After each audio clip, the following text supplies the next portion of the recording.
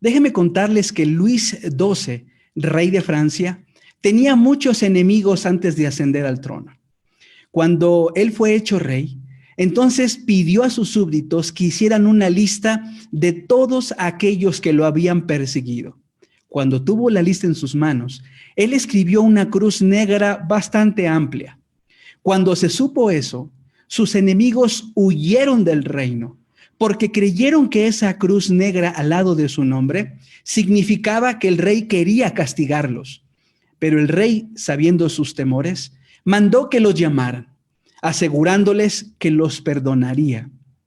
Él les dijo a todos ellos que había puesto una cruz al lado de su nombre para recordar la cruz de Cristo. Y él quería esforzarse en seguir el ejemplo de Jesús cuando él oró en el momento en que sus perseguidores querían matarlo. Padre, perdónalos, porque no saben lo que hacen. ¿Saben? Estos súbditos tenían miedo de esa cruz. Dios escribe al lado de nuestro nombre perdonado. Sobre la lista de nuestros pecados, los creyentes que están realmente arrepentidos, Dios los perdona. Y hoy quisiera que ustedes se den cuenta que esa cruz nos ofrece perdón y que es el perdón lo que necesita cada matrimonio. He decidido el poder estudiar la Biblia con ustedes. Voy a tomar historias de las Escrituras en las cuales vamos a extraer grandes lecciones que son aplicables a las necesidades de la familia. Y quiero pedirles un gran favor, que escriban. Estoy seguro que el escribir también nos va a ayudar a sistematizar las ideas. No voy a usar una presentación por este mismo propósito, con la intención de que tomemos la Biblia y podamos escribir. El día de hoy vamos a comenzar con la historia de San Juan, el libro de Juan, en el capítulo 5, del versículo 1 en adelante. De la historia del paralítico de Betesda, vamos a tomar grandes lecciones para saber cómo sanar las heridas. San Juan 5:1 dice: después de estas cosas, había una fiesta de los judíos y Jesús subió a Jerusalén.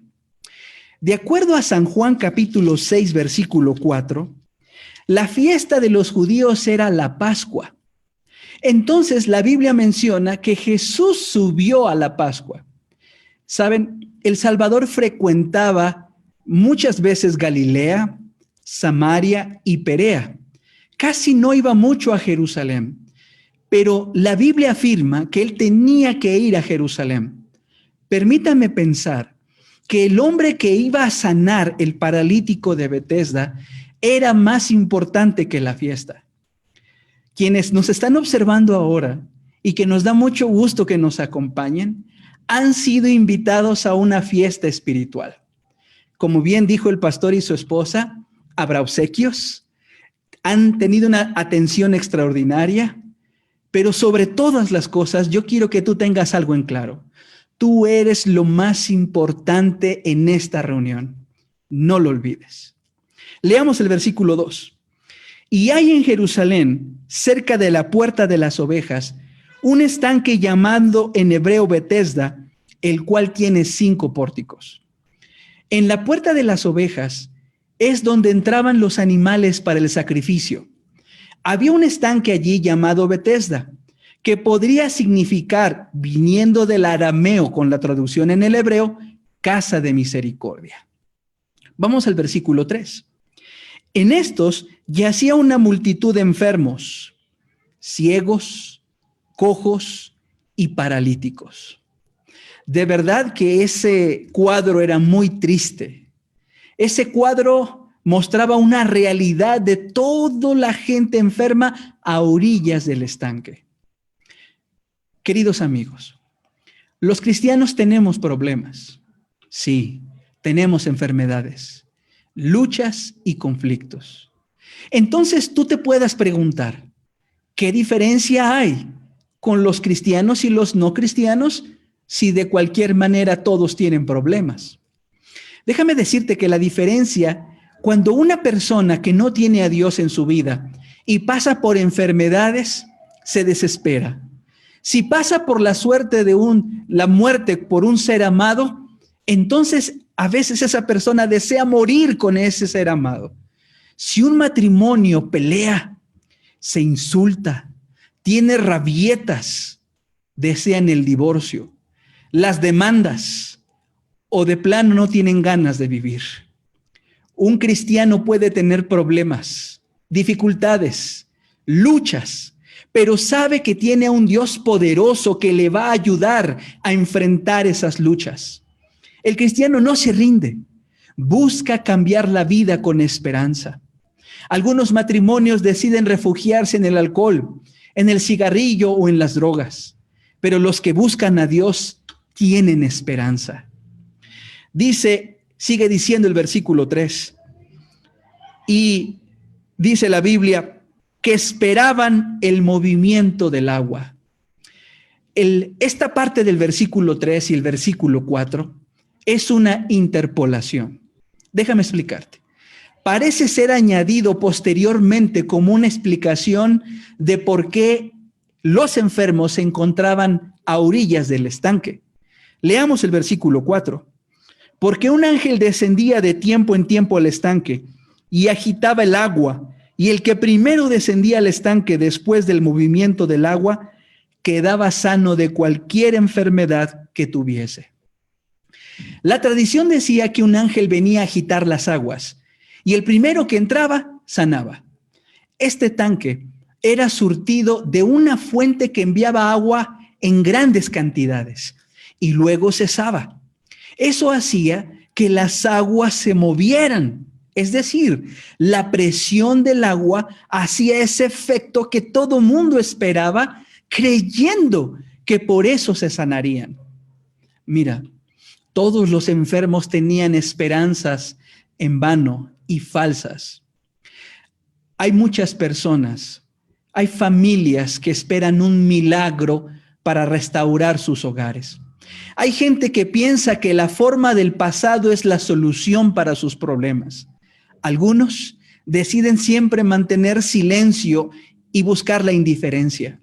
Otros deciden aguantarse toda la vida porque así han hecho sus padres. Algunos no aguantan más y deciden irse de la casa. Otros abandonando a los hijos o repartiéndose los hijos entre sí. Algunos que creen en el esoterismo buscan personas para hacerles una limpia o un amarre, como dicen ellos. Algunos tratan de callar su actitud y su falta de carácter, regalando obsequios para callar la conciencia y muchas cosas más. La gente está buscando en una solución falsa, con falsas expectativas, solucionar sus problemas. Hay familias enfermas que esperan que algo pase para cambiar, pero se dan cuenta con tristeza que las cosas empeoran, que lastiman, que hieren el corazón. ¿Sabes? Hay personas que se han acercado a decir, pastor, mi matrimonio no tiene solución. Yo no voy a cambiar a mi esposo. Las cosas ya no pueden ser sostenidas. Y entonces buscan con desesperación en lugares equivocados la solución. La historia dice que cuando las aguas se movían, los enfermos más fuertes atropellaban a los más débiles. Quiero que te imagines.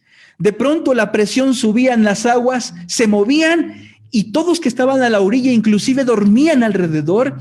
Los más fuertes aplastaban a los más débiles por llegar.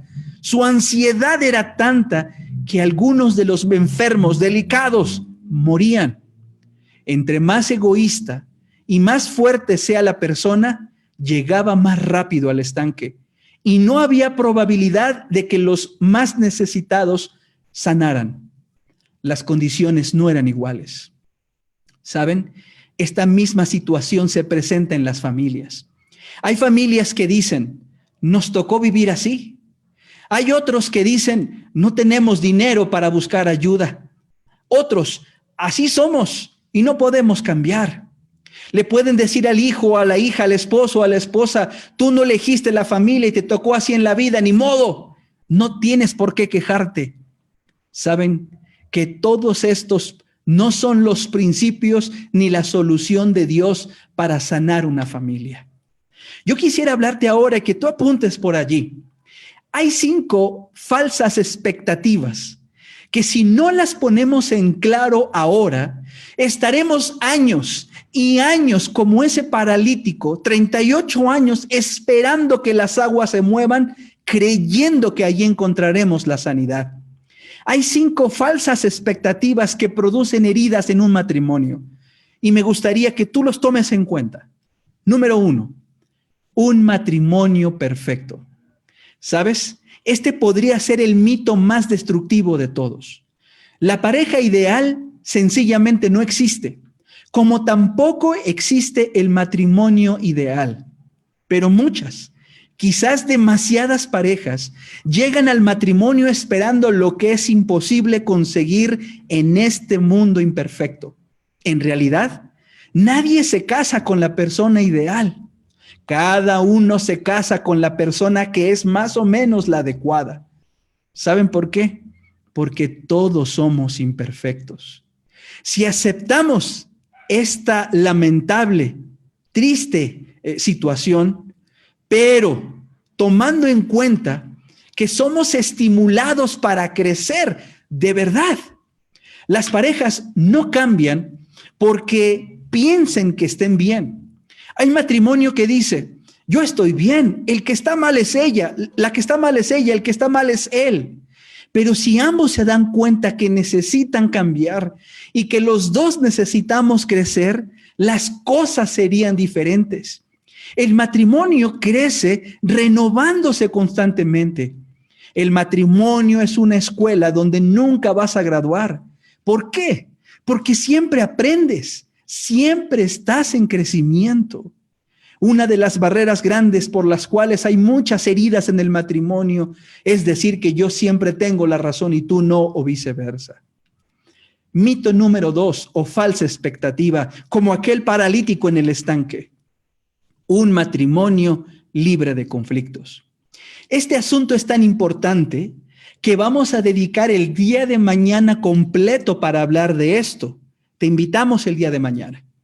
Por ahora, les puedo decir que en una relación tan íntima como el matrimonio, es totalmente imposible evitar los desacuerdos y los conflictos.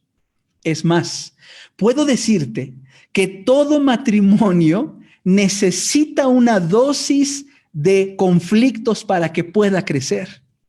Algunos autores dicen que se necesitan las peleas y reconciliaciones para tener una verdadera intimidad y que el dolor del conflicto es el precio que toda pareja debe pagar si quiere que su relación sea verdadera y duradera. He escuchado alguna vez decir a un ministro que cuando unos jóvenes piensan casarse, les pregunta, ¿ya se han peleado? No, no hemos peleado, ¿cómo cree? Pues vayan, peleen y luego vienen a pedir matrimonio. Un matrimonio libre de conflictos. Mito número 3. Un matrimonio donde el fuego de la pasión nunca se apague. Una falsa expectativa. Solo en las películas, las telenovelas y las fantasías uno puede percibir esa pasión física. Miren, solo bastan algunos años de matrimonio para darse cuenta que tal cosa no existe.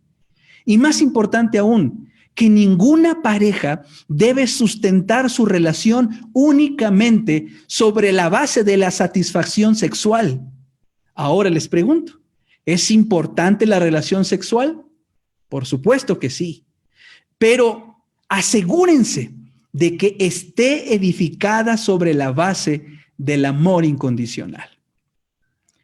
Como ese que estaba allí y como tantos otros allí esperando en orillas del estanque que se movieran las aguas, existe una cuarta falsa expectativa, un matrimonio compatible. Esta es la creencia de los cónyuges que esperan la satisfacción en el matrimonio por el solo hecho de que se parecen en muchos aspectos. Las investigaciones indican que la compatibilidad por sí misma, por sí sola, no es suficiente. La satisfacción matrimonial está directamente relacionada con la manera en cómo la pareja maneja los conflictos. La pregunta es, ¿la causa fundamental de la separación de muchas parejas habrá sido por falta de compatibilidad o por falta de voluntad para resolver sus diferencias? ¿La gente seguirá culpando a la incompatibilidad de sus problemas o finalmente decidirá enfrentar las diferencias con voluntad y madurez? El quinto mito o la falsa expectativa. Podemos pasar años creyendo esto. Número 5. Un matrimonio en el cual el cónyuge no cambie, nunca cambie. Miren, una vez que encontramos a la persona ideal, nos esforzamos para que no cambie, lo cual es imposible. Y cuando cambia, dicen, oh, tú no eres el hombre con el que me casé. Él dice, tú no eres la mujer con la que yo me enamoré hace 10, 15 años atrás. ¿Y esperabas que una persona no cambie con el tiempo? Las personas cambian, mis queridos amigos. Y a medida que cambian, también cambian los matrimonios. Y es bueno cambiar, pues el estancamiento en la vida personal o en el matrimonio significa la muerte, significa la infelicidad y la actitud indiferente de hacer las cosas mejor. Ahora, volvamos a la historia. Allí estaba ese hombre paralítico junto con los demás con una falsa expectativa. Y creyendo que esa expectativa sería la importante tanto que lastimaban, inclusive mataban a los más débiles. Tal vez hay matrimonios que con falsas expectativas han herido a su cónyuge. Lo han lastimado diciendo, tú no debes ser así, tú tienes la culpa, tú eres responsable de esto. Si yo no hubiese casado, si tú hubieses cambiado. Expectativas equivocadas que hacen grandes heridas. Volvamos al relato. San Juan capítulo 5, versículo 5. Y había allí un hombre que hacía 38 años que estaba enfermo. Sí, 38 años enfermo. Miren que este caso elimina cualquier posibilidad de que estuviera enfermo de manera temporal. Este inválido estaba solo, no tenía amigos, no tenía esperanza, estaba tullido en la parálisis. Su caso, dice el libro El deseado de todas las gentes, era el peor que estaba en las orillas del estanque. Sí, Jesús llegó a ver el caso aparentemente perdido, el peor de todos. ¿Sabes? Cuando uno sufre en el matrimonio, piensa que nadie sufre más que uno mismo. Uno dice, la vida es injusta. ¿Qué hice yo? Hay padres que vienen y dicen, mira mis hijos, pastor, mire mis hijos, ¿qué hice mal? ¿Por qué no caminan bien? O en el matrimonio se pelean y dicen, yo no hice bien las cosas, no tomé la mejor decisión. No hay solución, el caso está perdido. Si Jesús fue a buscar el peor caso en aquel entonces tú y yo tenemos solución para nuestros problemas. No te desanimes. Confía en Dios, porque hoy vino a buscarte a ti y a decirte que Él va a sanar tus heridas. Vamos al versículo 6, San Juan 5:6. Cuando Jesús lo vio acostado y supo que llevaba ya mucho tiempo así, le dijo, ¿quieres ser sano? Amigos, era evidente que el hombre necesitaba sanidad, pero Jesús le preguntó para hacer algo maravilloso. Este hombre tenía la atención en sí mismo y el remedio de su aflicción era dejar de verse a sí mismo y entonces voltear el rostro a Jesús. Mira, escúchame bien. Mientras nosotros contemplemos el mundo y contemplemos y nos comparemos con la gente, no habrá solución para tu matrimonio. Pero si nos comparamos con Cristo y buscamos el rostro de Dios, las cosas son diferentes. No hay peor enfermedad que la que no se reconoce. Lo primero para sanar las heridas es que reconozcas que has sido herido y que tú has herido también. El orgullo no permite que veas la enfermedad. Por esto Jesús llamó la atención. Le dijo al paralítico, déjate de ver a ti mismo y comienza a ver a Jesús. Mira, cuando te dejas de excusar por tus problemas y empiezas a culpar a los demás, y cuando te pones en mente que también tú tienes la solución en Cristo, entonces comienzas a ver la vida de otra manera. Cuando ves a Jesús, seguramente ves como un espejo tu vida manchada. Cuando nos comparamos con Cristo, ves que tenemos un carácter horrible. Te das cuenta que nosotros estamos luchando y luchando y luchando por no ser así. No nos gusta como somos. Nadie quiere hacer mal a uno que ama. Pero cuando nuestro carácter no contempla a Jesús y solo nos comparamos con el familiar, el amigo, el vecino, nuestra vida no tiene un modelo correcto y causamos mucho dolor. Y vienen palabras como, mira, el vecino es peor, no te quejes. La vecina es peor, no te quejes. Mira ellos, nosotros estamos bien. Pero siempre existe el ideal de que juntos, con la ayuda de Dios, sigamos luchando en nuestra vida. Debes reconocer que necesitas al gran médico. Necesitas de un Salvador. Jesús sí puede cambiar tu vida. Seguramente los golpes han lastimado, pero las palabras han herido mucho más. En una ocasión, en un matrimonio, ya tenían más de 40 años de casados. Le pedí a ella que le diera un beso y un abrazo a él. Y ella lo hizo, le dio un beso y un abrazo a su esposo pidiendo perdón. Tenían 40 años de casados. Luego le pedí a él, abrácela, dígala, porque la ha herido, diciéndola, sobajándola, lastimándola, inclusive físicamente. Y ella sentía herido su corazón. El hombre se empezó a llorar, tomó a la mujer, le dio un beso, la abrazó y le dijo, perdóname. Entonces ella comenzó a llorar. Comenzó a llorar y le dije, hermana, ¿por qué llora tanto? ¿Qué le ha hecho? Y ella, cuando pudo hablar, dijo, pastor, la última vez que mi marido me pidió perdón, la última vez que mi esposo me abrazó y me dio un beso, fue el día en que nos casamos. ¿Sabes?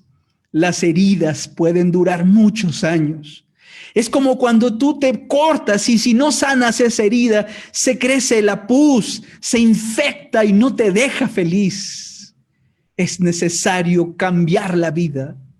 Volvamos a la historia, al versículo 7. San Juan 5:7. Señor, le respondió el enfermo, no tengo quien me meta en el estanque cuando se agita el agua, y entre tanto que yo voy, otro desciende antes que yo. Mira, la respuesta patética de este hombre afligido pone de manifiesto una historia de miseria física y moral. Fue abandonado por sus amigos. Él fue decepcionado por los que amaba. Ponte a pensar. ¿No es verdad que si te decepciona tu vecino, tú dices, bueno, no hay problema? Si te decepciona un compañero, dices, pues busco la amistad de alguien más. Pero si te decepciona tu esposo, si te decepciona tu esposa, si te decepciona tu hijo o tu hija, entonces te sientes defraudado, te sientes triste, a veces solo, ya no quieres vivir. Cuando dices, yo lo amo, le di, conseguí, no me responde igual, me trata mal, te sientes herido. Las expectativas que tenemos de los demás nos pueden herir, nos pueden hacer sentir vacíos, solos y tristes. Pero sabes, nos damos cuenta que también la solución depende de nosotros mismos. En el matrimonio vamos a ver algunos aspectos que nos pueden ayudar. Una receta para manejar las expectativas en el matrimonio. Cuando nosotros tenemos altos ideales, ¿qué hacer?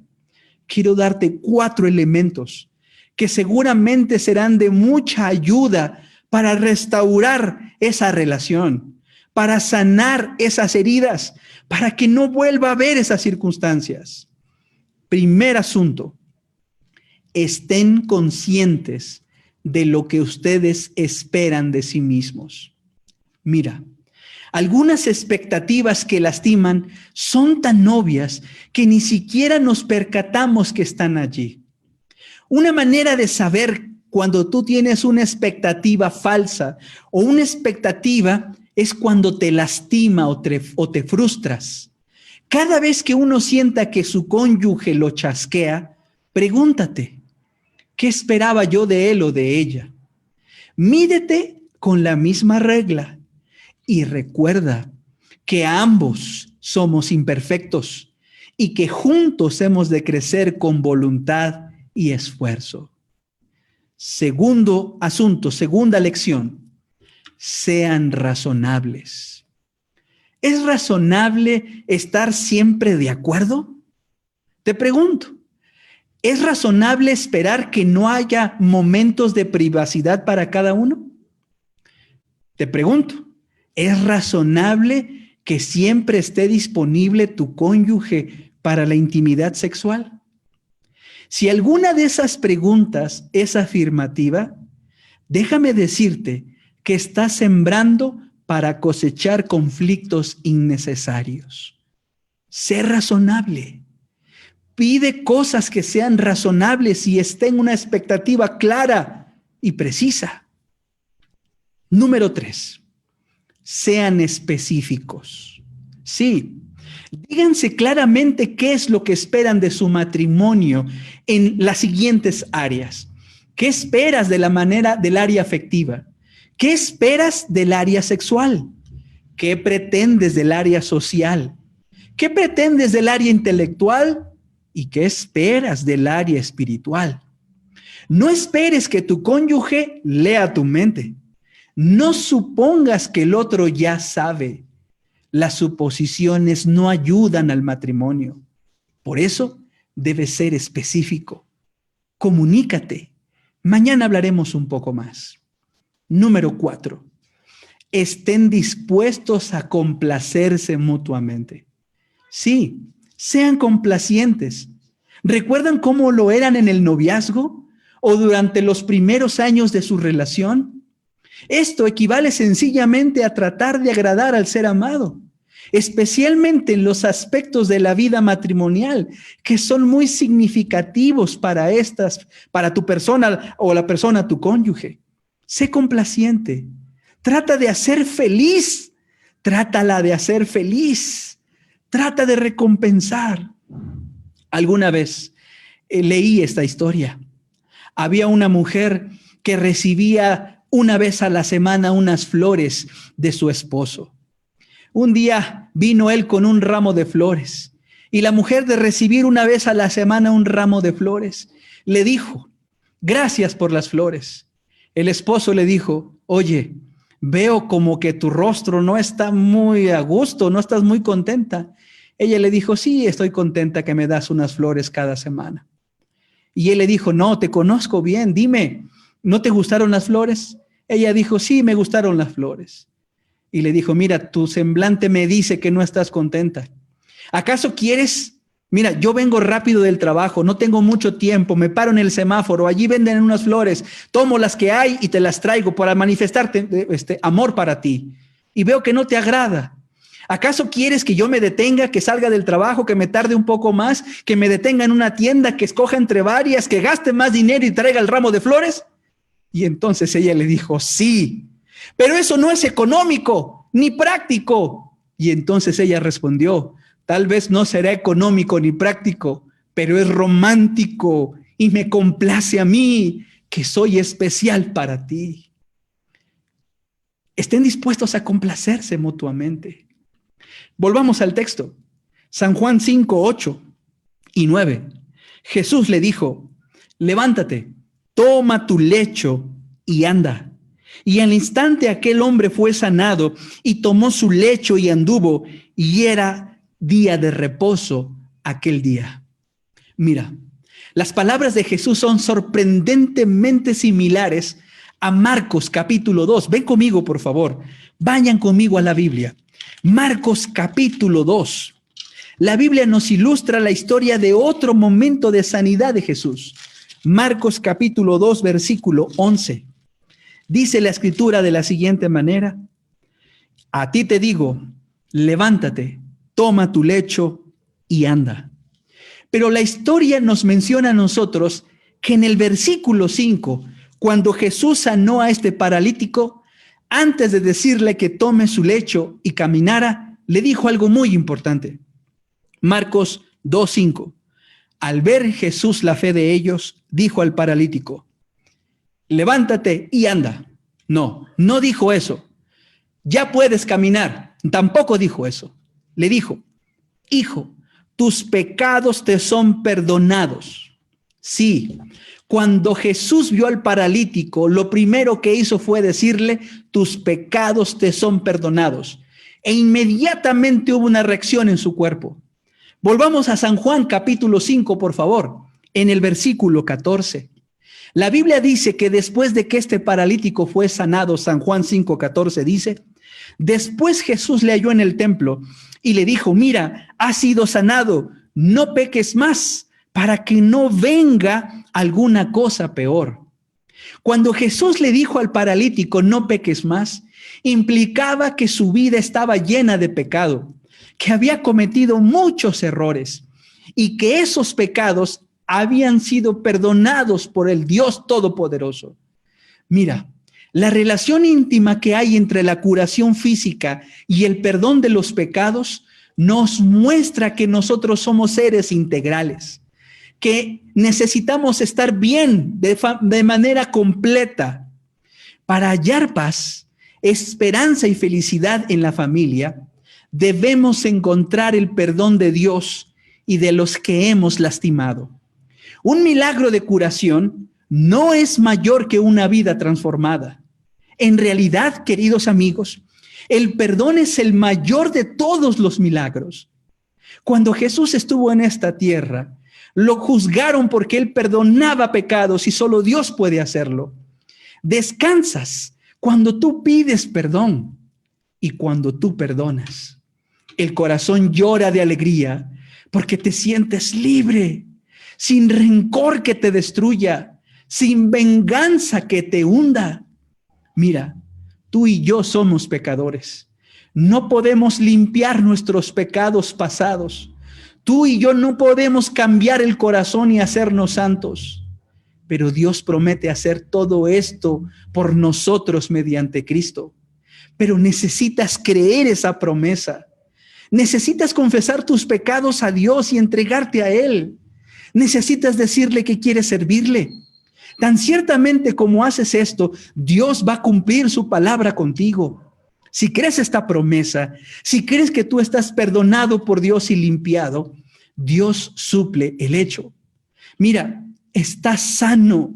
Tal como Cristo dio sanidad al paralítico para andar cuando el hombre creyó que había sido sanado. Así es lo que tú crees. Mira, no aguardes hasta sentir que estás sano. Debes decir: lo creo, es así, no porque lo sienta, sino porque Dios lo ha prometido. Hay personas que en su relación matrimonial no quieren avanzar porque piensan que deben sentir, que debe pasar algo emocional. Pero si tan solo crees que Dios te ha perdonado, si tan solo tú puedes creer que estás libre para pedirle perdón a tu esposa, para pedirle perdón a tu esposo, para pedirle perdón a tus hijos, entonces realmente esa promesa será efectiva en tu vida. El paralítico podría haber dicho: Señor, si me sanas primero, voy a obedecer a tu palabra. Pero no, él aceptó la palabra de Cristo, creyó que estaba sano y entonces hizo el esfuerzo enseguida. Quiso andar y caminó. El paralítico confió en la palabra de Cristo y entonces Dios le dio su poder y así fue sanado. Mis queridos amigos, Dios te ofrece el perdón, pero necesitas hoy creer que Dios te perdona y te ama. Necesitas creer para actuar. No puedes pensar en sentir para actuar. Necesitas creer para actuar. Dios es un Dios de amor y misericordia. Tú no ayudas a tus hijos porque te tratan bien, los ayudas porque te aman, porque tú los amas. Así es Dios con nosotros. Dios nos ofrece perdón no porque lo que hagamos sea bueno o malo, sino porque nos ama a pesar de lo que hacemos. Mira, en la Segunda Guerra Mundial, los soldados escoceses fueron forzados por sus captores japoneses para trabajar en los rieles del ferrocarril que se construía en medio de la selva. Por el maltrato de los japoneses, el comportamiento de los soldados entre sí había degenerado a un estado de egoísmo y de buscar el propio beneficio. Los prisioneros peleaban entre sí, cada quien luchaba por sus propios intereses. Pero una tarde algo pasó. Se había perdido una pala que usaban para fabricar los rieles. El soldado japonés encargado se enfureció y entonces demandó que apareciera la pala o él mataría a cada uno hasta encontrarla. Cuando nadie en el escuadrón de los prisioneros se movió, el oficial japonés sacó la pistola y volvió a amenazar de muerte a todos en ese momento. Fue obvio que el oficial estaba hablando en serio. Entonces, un hombre tomó un paso hacia el frente. El oficial guardó su pistola, tomó una pala aquel japonés y golpeó al hombre hasta que lo mató. Después, los sobrevivientes escoceses tomaron al hombre muerto y lo sepultaron. Inmediatamente volvieron a hacer el segundo conteo de las herramientas. Empezaron a checarlas. Esta vez encontraron que no se había perdido la pala. La verdad es que alguien no contó bien la primera vez. Sí, el asunto corrió por todo el campamento.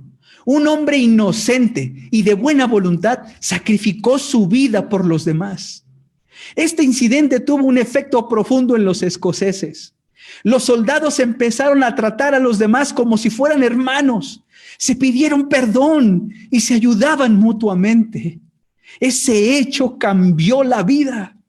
Cuando los aliados victoriosos entraron, los sobrevivientes escoceses, que eran esqueletos humanos, se pusieron en fila al frente de sus captores y en vez de atacarlos, les dijeron: no más odio, no más matanza. Lo que necesitamos ahora para sanar es el perdón. Tuvo que morir uno para salvar a los demás. ¿Sabes qué es el perdón? El perdón se da aunque tú tengas la razón. Cuando tú pides perdón, no lo haces por el hecho de decir que tú estás bien, sino por el hecho de que quieres que todos estén bien. Y eso solamente Dios lo puede hacer. Mis queridos amigos, aunque se susciten dificultades, congojas y desalientos, no abriguen jamás ni el marido ni la mujer el pensamiento de que su unión es un error o es una decepción. Sigan teniendo entre ustedes el mismo amor como el que tenían al principio. Aliéntense unos a otros en las luchas de la vida. Procuren hacer feliz a su cónyuge. Por favor, ámense mutuamente. Sopórtense el uno al otro. Entonces, su casamiento, en lugar de ser la terminación del amor, será más bien su verdadero comienzo. En esta lucha necesitamos el perdón de Dios y que nos pidamos perdón entre nosotros. Con la ayuda de Dios, la felicidad depende de ambos y juntos serán capaces de brindarse mutuamente. La felicidad y la paz solamente la da Cristo, mis queridos amigos. Jesús fue por ese paralítico para sanarlo.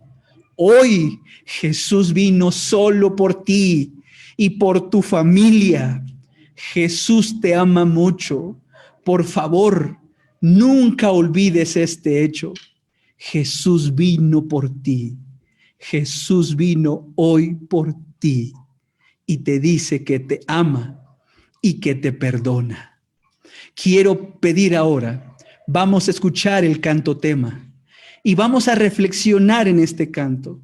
Y le vamos a pedir a Dios, Señor, restaura nuestras familias. Señor, restaura nuestro matrimonio, sana nuestras heridas y cambia nuestro hogar. Vamos a escuchar, por favor.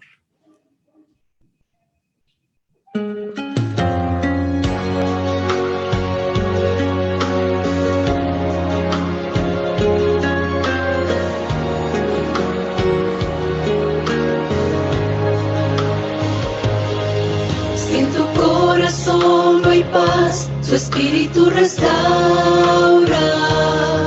Si no hay tiempo para amar, su espíritu restaura. Si en tu familia no hay unión, su espíritu restaura. Él hace todo porque tiene poder. Restaura, Señor, mi corazón y el tiempo que tengo en adoración. Restaura mi hogar, mi tiempo al orar. Yo sé que tú puedes, pues eres quien da el poder que restaura.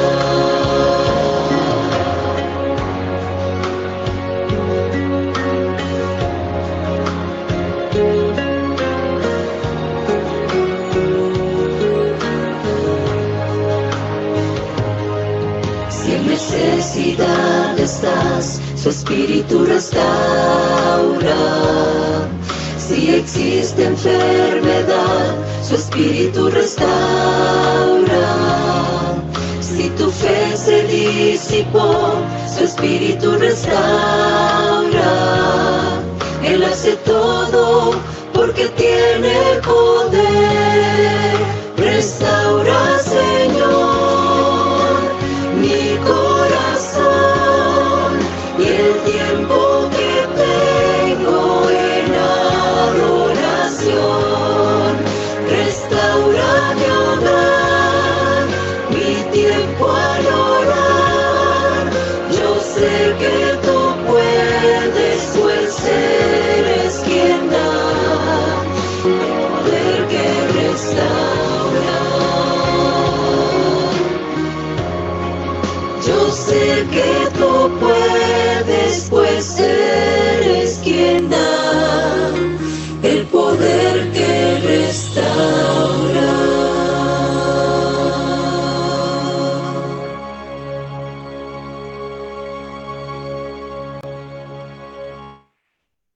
Vamos a orar en este momento. Querido Padre, en esta ocasión, sé muy bien, Señor, que todas nuestras familias necesitan de ti. No somos perfectos, Señor, pero así como ese paralítico a veces tenemos falsas expectativas. Pero, Señor, nos has dado en tu palabra el hecho de que si tú sanaste a ese hombre 38 años enfermo, tú, Señor, puedes sanar los problemas de las familias. No importa el tiempo, no importa el daño, tú puedes sanar esas heridas.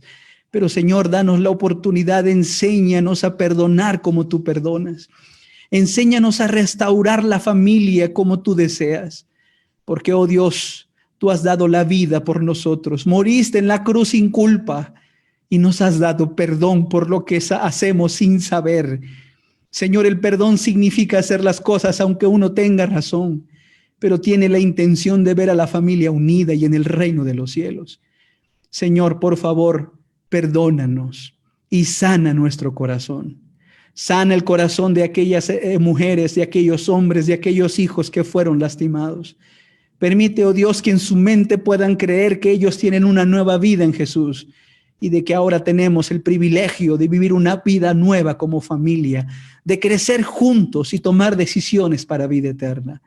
Gracias, Señor, porque has estado con nosotros y te damos gracias por el mensaje de tu palabra que nos habla de salvación. Por favor, acompáñanos. Pedimos tu bendición en el nombre de Cristo Jesús. Amén.